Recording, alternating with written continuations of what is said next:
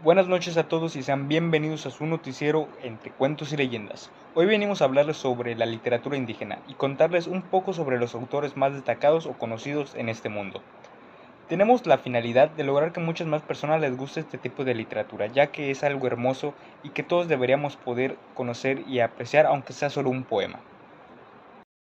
La literatura indígena es la expresión artística de todos los pueblos indígenas de América. La característica principal que distingue a la literatura indígena de otros tipos de literaturas es que en sus obras utilizan sus propios idiomas, se basan en sus elementos culturales, tradiciones, historias, contexto social y problemáticas. La literatura indígena puede expresarse tanto de forma oral como de forma escrita. Incluye entre sus obras la poesía, la narrativa, el ensayo, el teatro, el canto, la retórica, entre otros. La literatura indígena se remonta hacia la era prehispánica y ha resistido a la hispanización. A continuación, mencionaremos algunos de los exponentes de la literatura indígena, con su vida y obra. Nezahualcóyotl fue un poeta y gobernante del pueblo mexica del siglo XV. Nació en 1402 y falleció en 1472. También fue conocido como Axcodomitzli Nezahualcóyotl y se le considera uno de los más grandes poetas prehispánicos. Entre sus obras podemos encontrar Cantares Mexicanos, Huanantzin y Anónimo Mexicano, entre otras. Para esta parte me encantaría recitarles un poema de Nezahualcóyotl, el que más me ha llegado al alma, y quisiera compartirlo con ustedes. El poema se llama Yo lo pregunto y va más o menos así. Yo, Nezahualcóyotl, lo pregunto. ¿Acaso de veras se vive con raíz en la tierra? No para siempre en la tierra, solo un poco aquí. Aunque sea de jade se quiebra, aunque sea de oro se rompe, aunque sea plumaje de quetzal se desgarra. No para siempre en la tierra, solo un poco aquí. Este poema nos quiere hacer reflexionar sobre la efemeridad de la vida, que no siempre estaremos aquí en la tierra, solo un poco aquí. Netzahualpili fue un poeta y rey de Texcoco, nacido en 1464 y fallecido en 1515. Siendo hijo de Nezahualcóyotl, continuó con la tradición cultural y artística de su padre. Sus obras principales fueron Intlatoyo Intetotl, Xopancuicatl y Acolmistli. Chimalpaín, nacido en 1579 y fallecido en 1660, fue un historiador y cronista indígena. Escribió tanto en náhuatl como español sobre la historia y la cultura de los pueblos prehispánicos. Algunas de sus obras principales fueron Diferentes historias originales del reino Chalco a Maquemecan, Relación de las cosas de Texcoco y Memorial breve de la fundación de la ciudad de Culhuacán. Cristóbal Molina fue un clérigo y cronista español, nacido en Baeza en 1529 y fallecido en Cusco en 1585. Residió en Perú y describió muy bien los rituales incaicos, alrededor de 1565. Fue sacerdote y aprendió del quechua, siendo uno de los mejores quechuistas de su tiempo.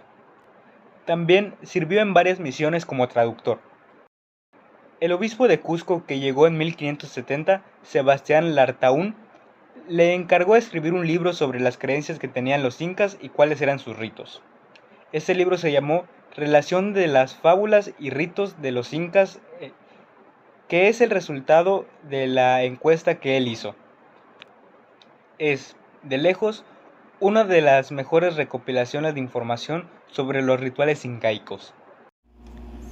Ahora hablaremos del famoso escritor Netzahualcóyotl y su poema Yo le pregunto.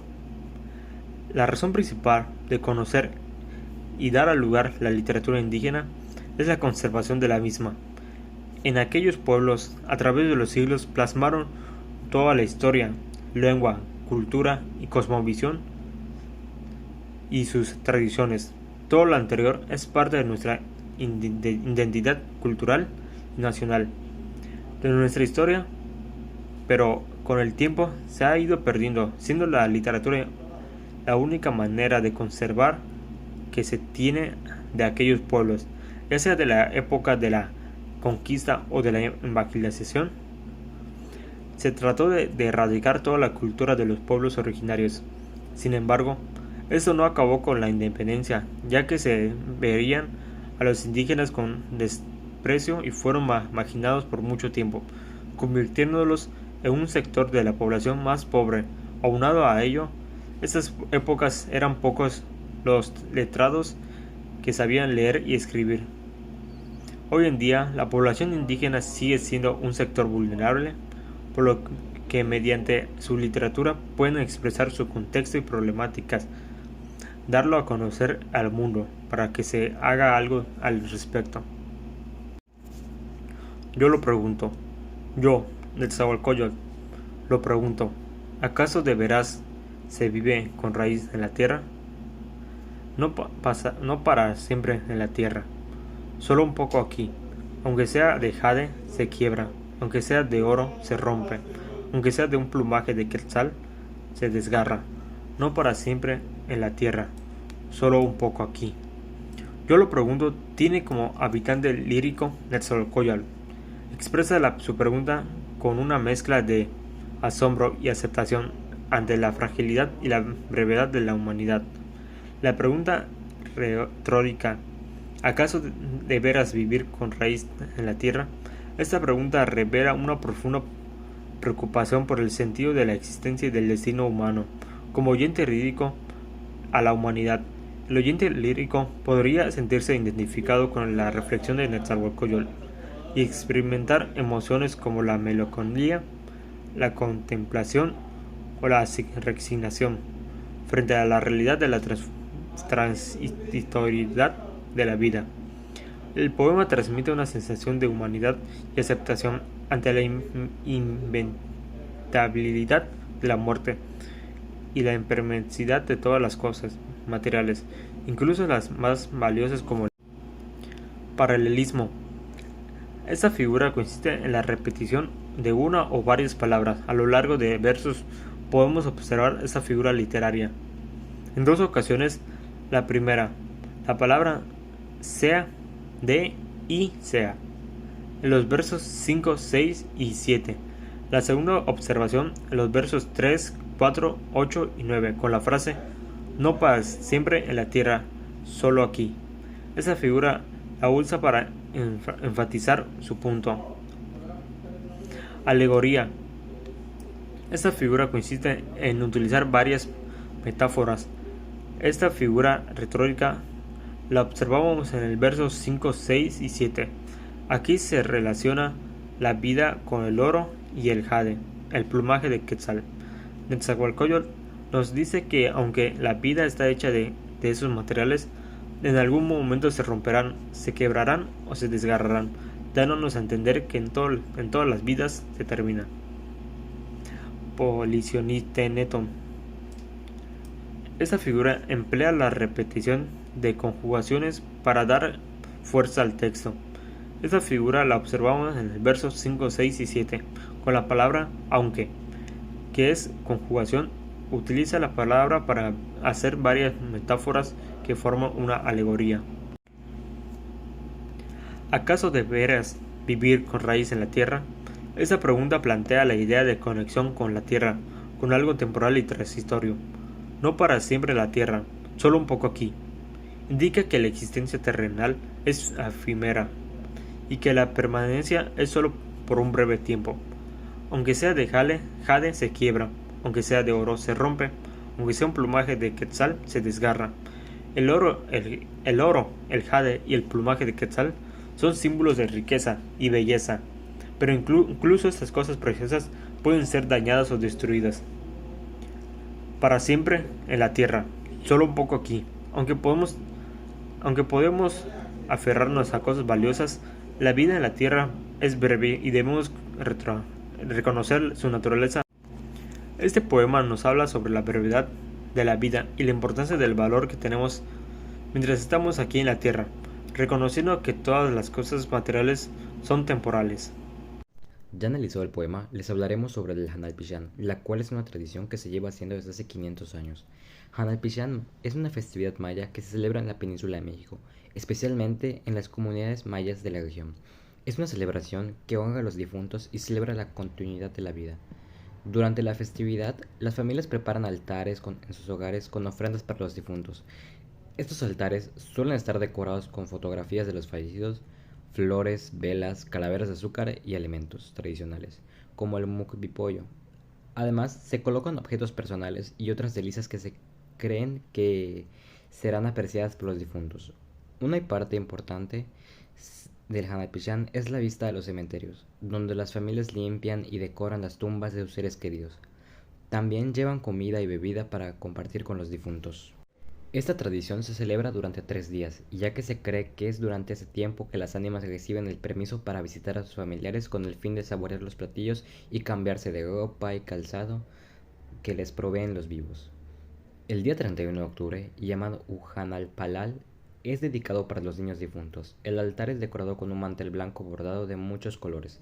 Se colocan dulces, juguetes, velas de colores y se adorna con flor Xpuk Ixtes en color rojo y virginias, entre otros elementos.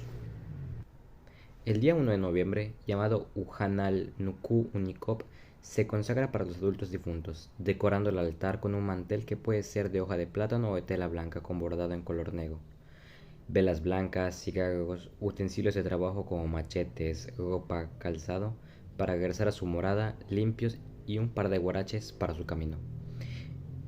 El día 12 de noviembre, llamado Ujanal Pixankop, está destinado para los fieles difuntos y se celebra oraciones a las ánimas en el cementerio local, además de que el altar suele representarse mucho más pequeño que uno más grande.